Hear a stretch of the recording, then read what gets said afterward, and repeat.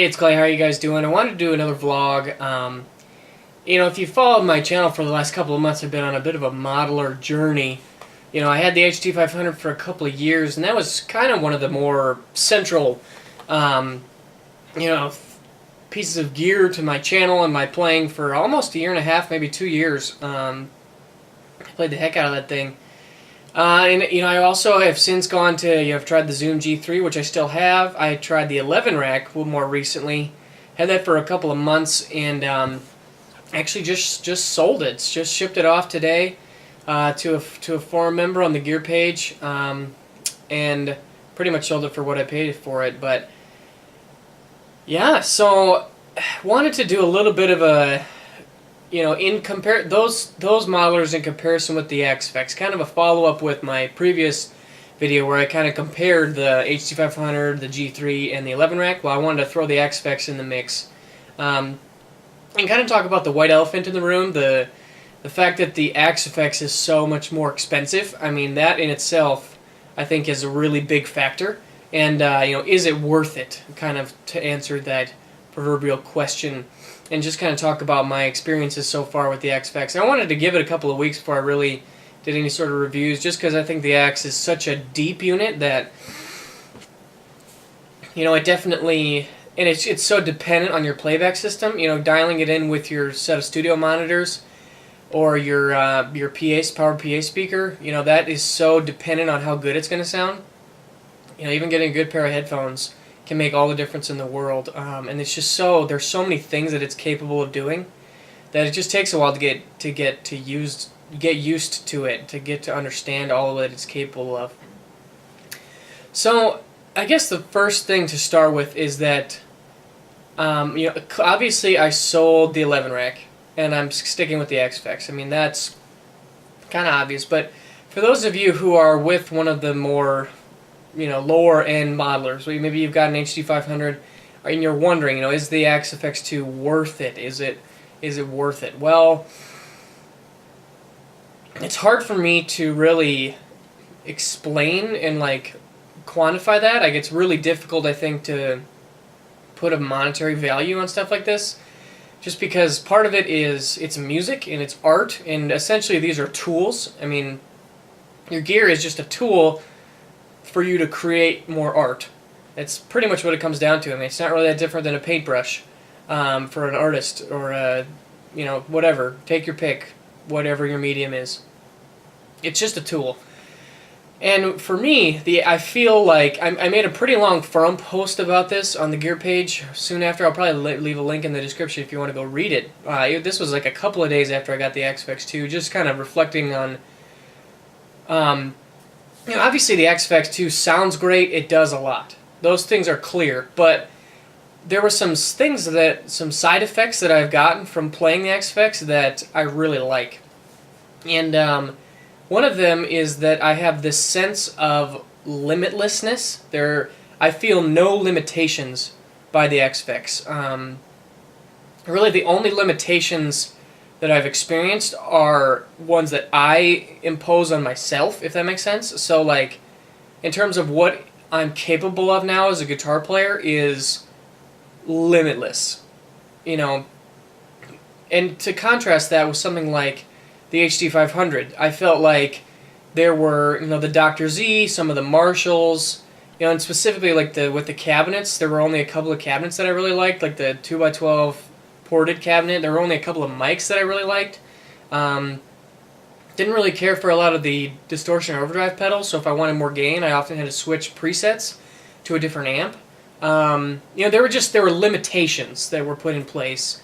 And also there was kind of I've heard people refer to it as the Line 6 sheen, but just the way that it kind of has this certain frequency that, I don't know exactly how to describe it, but there's a certain frequency that you always just kind of hear no matter what amp model you're on with the HD500.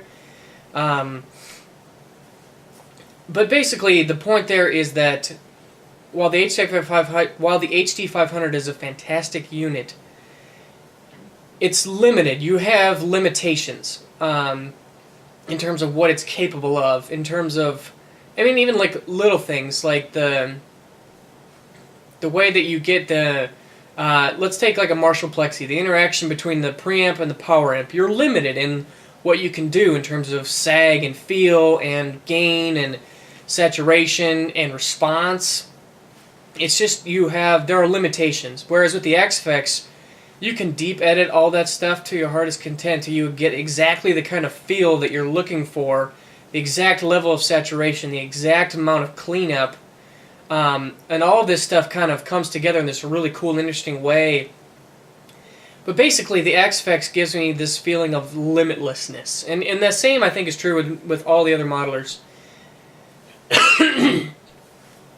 They're good, they're great units. And there are things about each of them that I always will enjoy. But I feel like with the X-Effects, I get it all, if that makes sense. I get absolutely everything.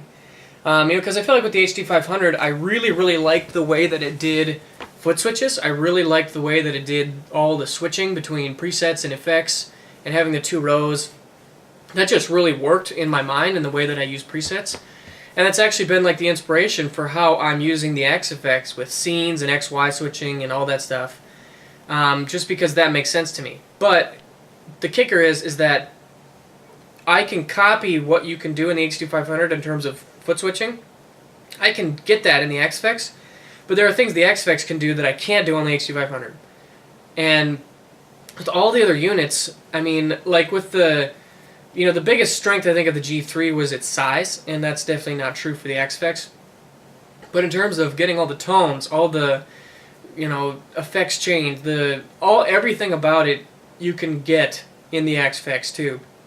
Same with the 11 rack. I thought the 11 rack had really good feel to it. I thought that the Marshall amps sounded really, really good.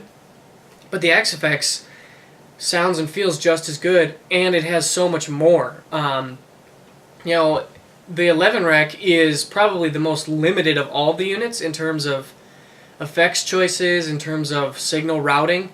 The HD500 had a really cool way that you could route your signal. You had a lot of flexibility and power there. But on the 11 rack, you're a lot more. You could only have one delay block. You could only do one drive block. You were just a little bit more confined in terms of what you can do. And again, on the X-Effects, I can do anything. I mean, the possibilities are endless. And just kind of the way that affects you as a musician has been a really cool side effect that I never really thought about before. This sense of limitlessness really kind of opens the doors, and it allows me to just be really creative and just, it kind of simplifies that process of as a musician, you're trying to take what's in your head and let it out in the speaker. And for me, my voice is through electric guitar. So, I want what I'm playing to reflect what's going on in here. And I feel like the X-Effects gives me such a direct way to do that, if that makes sense. It just makes it really easy. So I really like that. I really, really like that about the X-Effects. And also there are like, I'm going to call them like secondary elements to the X-Effects, and just being like owning a fractal audio product in general that have really blown me away. That kind of really enhances the experience that just didn't happen on the other units.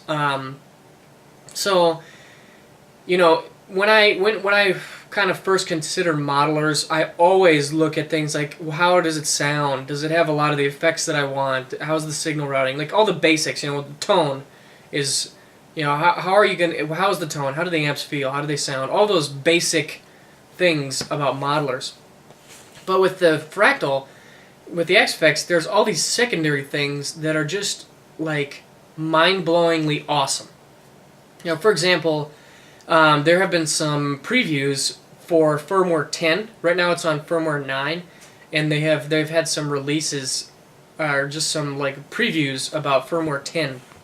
And there's talks that they've that Cliff is kind of like redoing, and it's all mysterious since a lot of this is speculation, but that he's almost like redoing the way that he does amp modeling. Like he's completely overhauling his amp modeling process. I mean, that's crazy. That's crazy awesome when you think about it. And like the HD500, they got a firmware update where it got some new amps. Well, I mean, the Axe-Fx has like 117 different amps, and they all sound good in their own right. They all, have this really in-depth, intricate modeling process. I mean, it just is, it's astounding to think, and one of the firmwares brought tone matching. Tone matching is such a cool feature, and it's so powerful in terms of what you can do to really shape your tone and to capture some of those. I mean, like, think about how many guitar players got into it because they idolized somebody like Jimi Hendrix or Eddie Van Halen. For me, it was Stevie Ray Vaughan. I mean, everybody's got that guy that got them into guitar playing. How cool would it be to exactly nail his tone? Not just like get in the ballpark and kind of reference it, but to nail it. I mean, like that SRV patch that I was messing around with earlier, like, to my ear, it sounds exactly like the record. And that's so cool as a guitar player to have that capability to really match your tone to a recording that you've always loved. And scenes. Scenes was another thing that was introduced in one of the firmwares. I mean, scenes, tone matching, all these things, all the way that they're doing the amp models now, all these things did not ship with the Axe-Fx 2 in the beginning, 2 years ago or whenever it released. These have all been recent updates that have come for free from Fractal Audio. Their firmware update process is just, it's amazing. It is truly amazing. I mean, the amount of value that you get just from the firmware updates alone.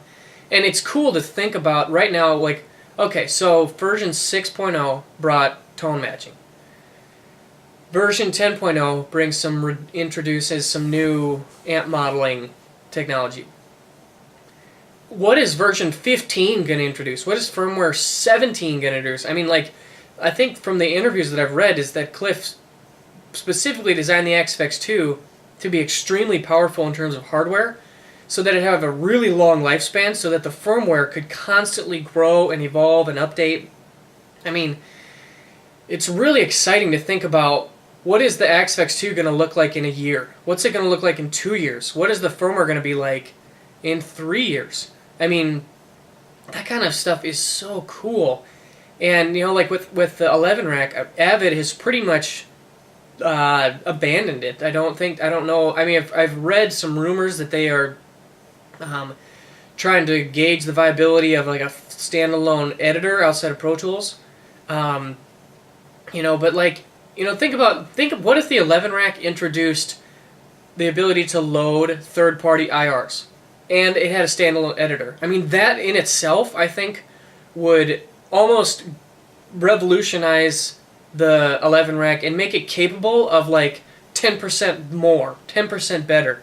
I mean, it would grow the value of an 11 rack by a lot. In the HD500, think about how much those new amp sims, for those of you who own an HD500, how cool is it to get those new amps? I mean, that's really cool. But then imagine that happening all the time, with a lot more frequency and a lot more power. I mean, something like tone matching is almost like a limitless number of amps and tones that you have available. I mean, these features that they add to it are just so incredibly cool. The community, the number of presets available, the help available. I mean, the way that it does effects routing, the compatibility with recording, the use as an interface, it's crazy what you can all do. If I wanted to, I could send a signal to the front of house, I could send part of it to a power amp, I could load in, some of my own gear in the effects loop. I mean, all of this kind of stuff is completely capable and available. And all of these things that I'm talking about are kind of secondary. They're features, they're support, they're, functionality that's secondary to how does the unit sound. I haven't been really talking about, well, Fractal's, the Axe-Fx 2 sounds amazing. Well, yeah, it does, but it also has all these other things that make it really cool and really fun to play with as a musician. So if I really had to boil it down, I think it all comes back down to that idea of limitations. The Axe-Fx 2 has this sense of limitlessness, and with the firmware updates, it gives you this sense that it's going to only get better, and it's going to get better by a lot, because that's been the history. That's exactly been the history. You know, if you're on an old firmware version, it's a different unit. It's a different box. You know, updating firmware is kind of a big deal. You know, and to get that kind of firmware so frequently is awesome. To have the ability to really shape your tone and your functionality for live use is so cool. You know, I'm just starting to think, like, I was even doing some more research on scenes today, and I was thinking about how I was going to do a patch for, I'm playing at church this Sunday, and I'm thinking about doing 2 amps, you know, kind of a Fender, more of the SRV type tone, and then one more of a Marshall, and setting up an XY status on both, and using delays and reverbs and overdrives, and using all of my 8 scenes to their full capacity to kind of cover all the different tones that I would want. I mean, it's crazy powerful. It is crazy powerful what you can do in terms of live use. You know, I could go on, but really, if I had to boil it down to one thing, I just want to, again, talk about how the XFX 2 gives me a sense of limitlessness. There's nothing that I can't do. It truly just boils down to me as a guitar player and my execution. You know, my ability to play my part, to put my heart into it. I mean, that's kind of what it really boils down to. And I love that. I love that feeling.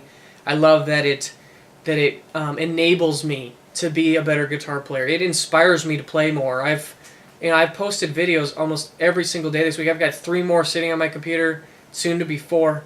I mean, it's been a really fun month, or yeah, a couple of weeks now since I got the XFX 2. And the thing about it is that there's no reason for it to slow down, other than me and my ability to continue to play and to find inspiration and to make music. And I think that's really cool. I think that it's cool that your hardware, your gear should make your job easy. And I feel like that's what the XFX 2 does. You know, the 11 rack, the HD500, the G3, they're all really good units, you know, and specifically like the 11 rack versus the XFX 2. I think the 11 rack is closest in terms of feel and tone. There were some models on the 11 rack that I really loved. You know, some of those Marshall tones are just, they're really, really good. They felt really good. But I can do all of that in the XFX, and there's stuff in the XFX that I can't do on the 11 rack. You know, something like, you know, the SRV dirty Fender type stuff. You know, the 11 rack just didn't deliver in the same way that the XFX does.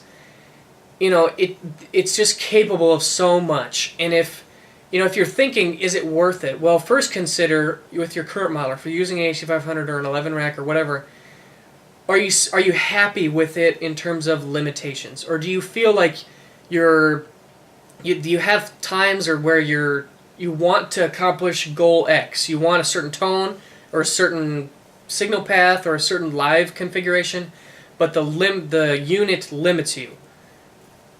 Then I think that the XFX is definitely worth it. But if you're somebody who you prefer more of a simple, straightforward approach, you know, because the XFX 2 is a very intricate unit. There's a lot of depth to it, and the learning curve has been higher. The amount of tweaking is higher, but I really like tweaking. You don't have to. You don't have to be a huge tweaker, but I mean, the learning curve is higher. There's no doubt about it compared to the 11 rack or any of the other units. So if you like more of a simple device, something that's quick and easy to get good sounds, you know, maybe look somewhere else. But, you know, just to have that complete control, total freedom and flexibility. And like I said before, there are things that I really liked about the 11 rack. I can do them in the XFX, but there are things in the XFX that I can't do in some of the other units. I mean, that's kind of what it boils down to for me, is, again, that sense of limitlessness. So I'm going to wrap it up here. I'd love to hear some your guys' thoughts in the comment section. I mean, the XFX 2 is definitely an investment in terms of money. You know, but for me, I'm going to be playing guitar for the rest of my life, and so I think that it was an investment worth making. You know, and selling off a lot of my pedals, I sold off an amp, I sold off 2 guitars. You know, making the jump was worth it, I think. It was definitely worth it. I'm going to be playing this thing for a long time coming, and I'm really excited about it. So I'd love to hear your guys' thoughts. You know, and again, these are my opinions. You know, anytime we're talking about art, we're talking about music, there's a lot of room for disagreement and for, you know, your own choice, your own ideas. So feel free to disagree with me. It's not going to hurt me at all, but I just know that some people are interested in hearing my opinion. That I've made the jump to the XFX2, so I just wanted to kind of document it in as much detail as possible. So I hope you guys enjoyed. I'll see you soon.